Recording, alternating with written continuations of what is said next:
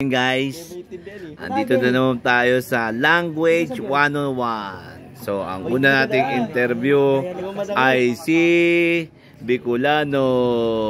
Ito siya, si Kyle.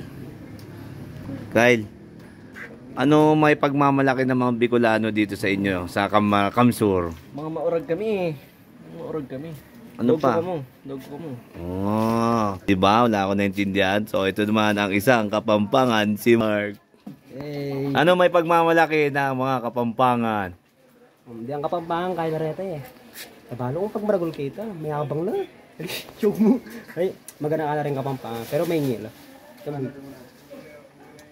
Oh, diba guys? Wala tayong natutunan. Mas lalo na tong isa. Mas wala akong matutunan.